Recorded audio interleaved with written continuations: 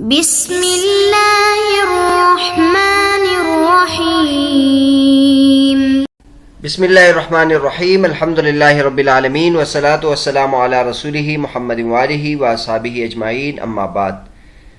درس نمبر 122۔ آج کے سبق کا عنوان ہے کتاب اللہ کی تعریف میں دور کے اشکال کا جواب، حصہ سوم۔ علامہ صدر الشریعہ رحمۃ اللہ علیہ نے کتاب اللہ کی تعریف کی تھی، ما نقل الینا بین دفۃ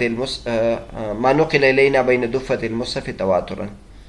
اس پر یہ اعتراض ہو رہا تھا کہ آپ نے قرآن مجید کی تعریف میں پھر دوبارہ قرآن مجید کا ذکر کیا،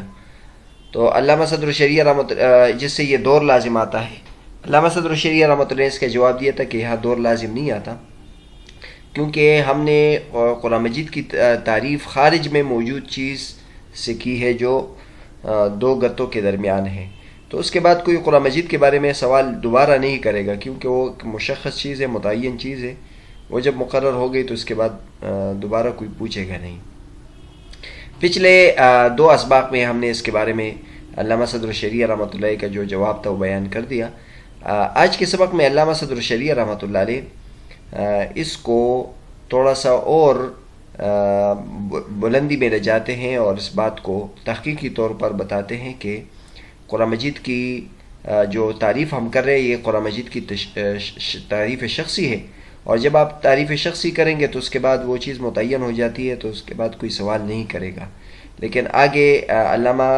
صدر الشریعہ رحمۃ اللہ فرماتے ہیں کہ جو شخصی چیز ہوتی ہے اس کی سرے سے تعریف ہو ہی نہیں سکتی، اس کی تعریف یہی ہے کہ اس کے مشخصات ہم بیان کریں، اور جب مشخصات آپ بیان کریں گے تو اس کے بعد پھر اس کے تعیین کا اور اس کے بارے میں وضاحت کے کوئی سوال پیدا نہیں ہوتا۔ تو آگے جو عبارت ہے، پہلے علامہ صدر الشریعہ رحمۃ اللہ علیہ کی عبارت پڑھتے اور اس کے بعد پھر انشاءاللہ علامہ تفتزین رحمۃ اللہ علیہ جو اس کی تشریح کرتے وہ بیان کرتے۔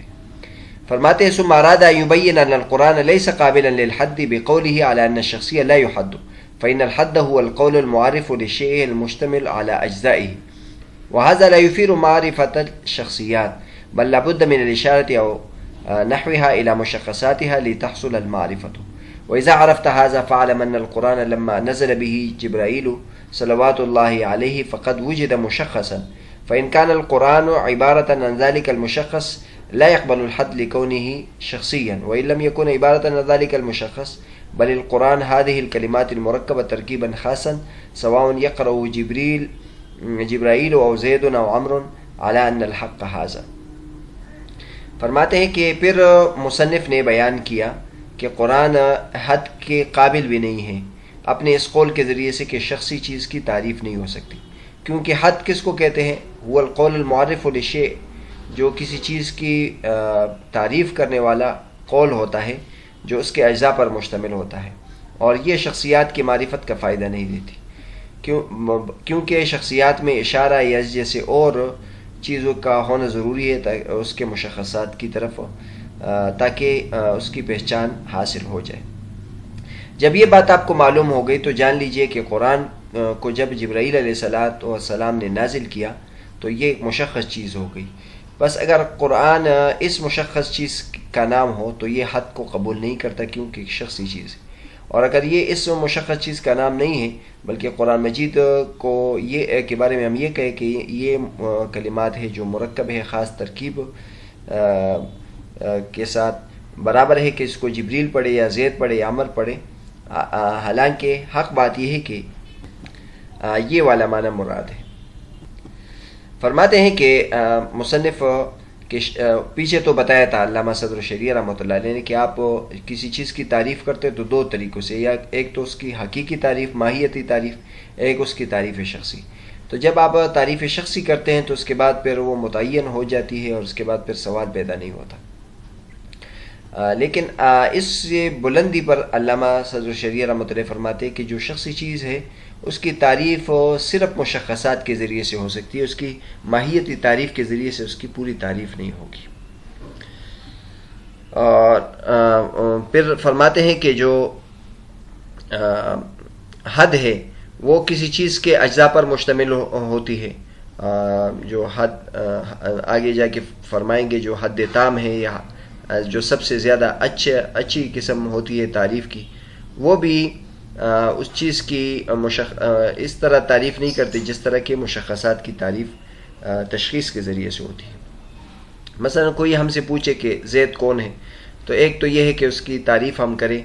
کہ وہ فلاں کلر کے کپڑے پہننے والا، فلاں رنگ والا اور فلاں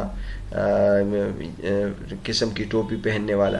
تو یہ اگرچہ اس کے ذریعے سے ہم کئی الفاظ ذکر کر کے اس کی تعریف ذکر کر سکتے ہیں، لیکن جو سب سے زیادہ تعریف کے لیے بہتر طریقہ یہ کہ اس کی طرف ہم اشارہ کریں کہ یہ والا بندہ، یا اس کو حاضر کر کے بندے کو بتا دے کہ یہ ہے. تو علامہ صدر شریعہ رحمۃ اللہ فرماتے ہیں کہ تعریف سے ہمارا مقصد یہ ہوتا ہے کہ کسی چیز کی پوری وضاحت ہو، اور مشخصات کی تعریف الفاظ کے ذریعے سے آپ جتنا بھی ادا کریں تو اس کی مشخص نہیں ہو سکتی. اب آگے اس کو ثابت کرنا ہے کہ قرآن مجید کیسے مشخص ہے. قرآن مجید کے مشخص کو ثابت کرنے کے لیے علامہ صدر شریعہ رحمۃ اللہ نے 2 تشریحات کی ہے.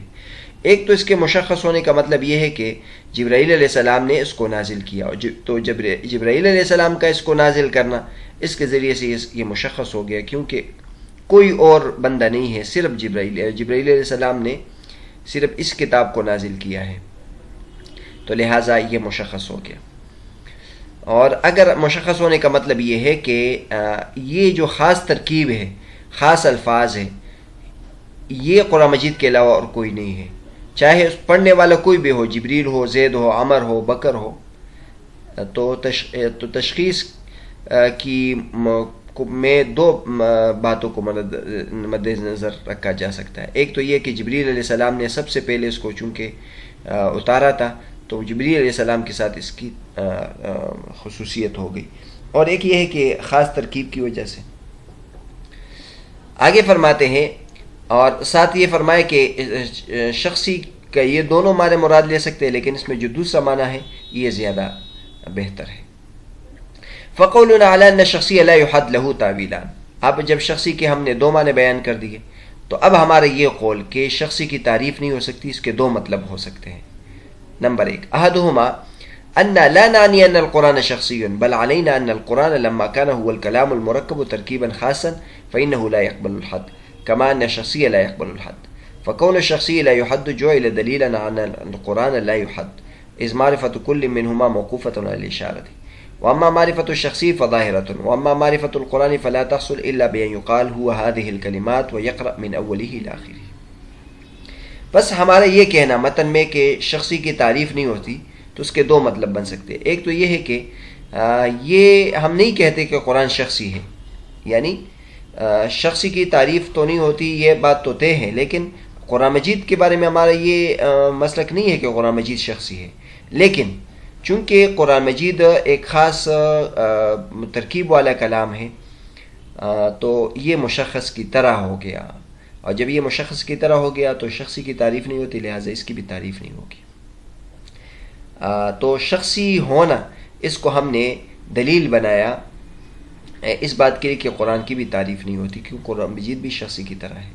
کیونکہ جو شخصی چیز ہوتی ہے ان میں سے ہر ایک شخصی چیز وہ اشارے پر موقوف ہوتی ہے، اس کے ذریعے سے اس کی مکمل تعریف ہو جاتی ہے، وضاحت ہو جاتی ہے. شخصی چیز کی تعریف وہ تو واضح ہے، کیونکہ وہ اشارے کے ذریعے سے اس کی پہچان ہوتی ہے. اور قرآن مجید کی معرفت کیوں اشارے وغیرہ پر موقوف ہے؟ تو اس کی وجہ یہ ہے کہ اصل تو قرآن مجید کی تعریف اس طریقے سے ہوگی کہ کوئی شروع سے لے کر آخر تک اس کو پڑھ دے. مطلب قرآن مجید کی من کل الوجوہ اگر کوئی تعریف کرنا چاہے کہ قرآن مجید کیا ہے، تو اس کے پورے متن کو پیش کر دے کہ بسم اللہ الرحمن الرحیم الحمدللہ رب العالمین اور والناس تک پورا کرے اور کہے کہ یہ قرآن مجید ہے. دراصل قرآن مجید کی قانونی طریقے سے جس طرح ہم کسی متن کو منتخب کرتے ہیں، تو قرآن مجید کی اگر حقیقی تعریف ہم کرنا چاہیں تو صرف اسی طریقے سے ہوگی. لیکن اب اتنا لمبا ذکر کرنے سے سامنے والا پریشان ہو جائے گا، اس لیے اس کا وہ تعریف ہم کرتے جو اس کے قائم مقام ہے، اور وہ یہ ہے کہ 2 گتوں کے درمیان جو چیز موجود ہے ہم اس کی طرف اس کا اشارہ کرتے.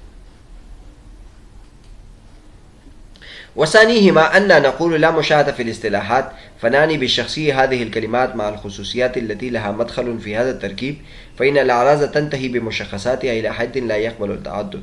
ولا اختلاف باعتبار ذاتها بل باعتبار محلها فقط كالقصيدة المعينة لا يمكن تعددها إلا بحسب محلها بأن يقرأها زيد أو عمرو فعنينا بالشخصي هذا والشخصي بهذا المعنى لا يقبل الحد فإنه إذا سئل عن القرآن فإنه لا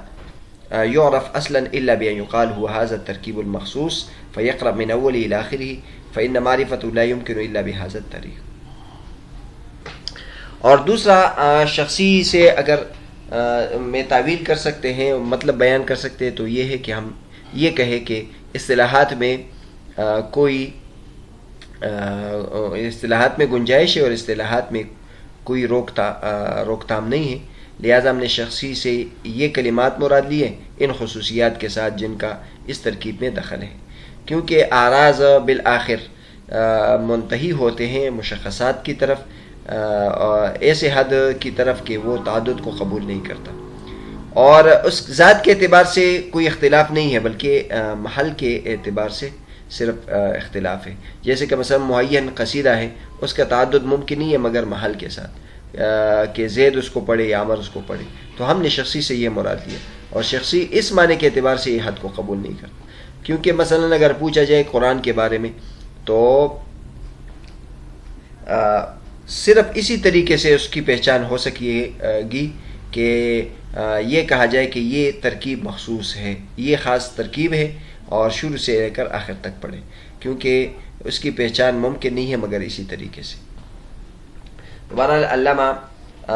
صدر الشریعہ رحمۃ اللہ فرماتے ہیں کہ علی ان شخصی لا یحد، اور یہ بات ہوتے ہے کہ شخصی چیز کی تعریف نہیں ہو سکتی، تو یعنی اس کی مکمل معرفت صرف مشخصات کے ذریعے سے ہو سکتی ہے، الفاظ کے ذریعے سے نہیں ہو سکتی۔ تو ہمارا ہم نے اگر مطلب بیان کرے تو دو مطلب ہو سکتے ہیں کہ قرآن مجید کیسے شخصی ہے، تو ایک تو یہ ہے کہ قرآن مجید شخصی نہیں ہے بلکہ قرآن مجید شخصی کی طرح ہے، کیونکہ شخصی تو اصل میں وہ ہوتی ہے جو مشخص ہوتی ہے، قرآن مجید مشخص نہیں ہے، ایک تو یہ ہے، اور پھر قرآن مجید مشخص کی طرح ہے اس اعتبار سے کہ اس میں بھی خاص ترکیب ہے۔ لیکن اگر ہم مشخص کے بارے میں ہم یہ کہیں کہ مشخص کی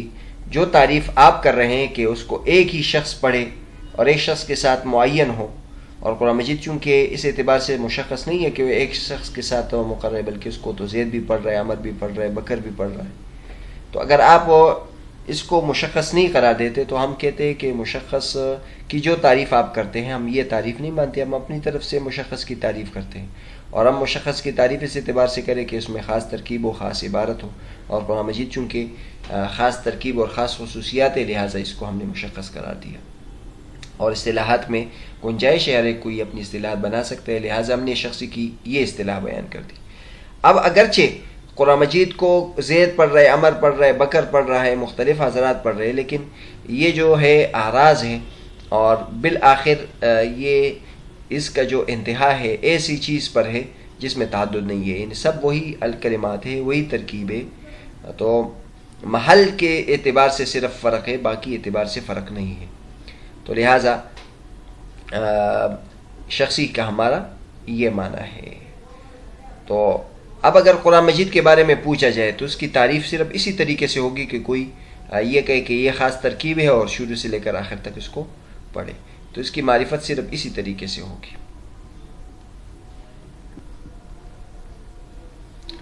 تو بہرحال آج کے سبق میں